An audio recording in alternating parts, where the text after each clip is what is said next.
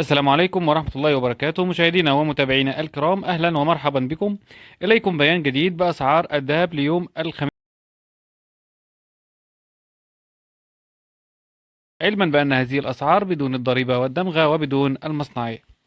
ولكن في البداية بندعوكم للإعجاب بهذا الفيديو والاشتراك في القناة وتفعيل الجرس على الكل علشان توصلك كل الأسعار يوميا إن شاء الله.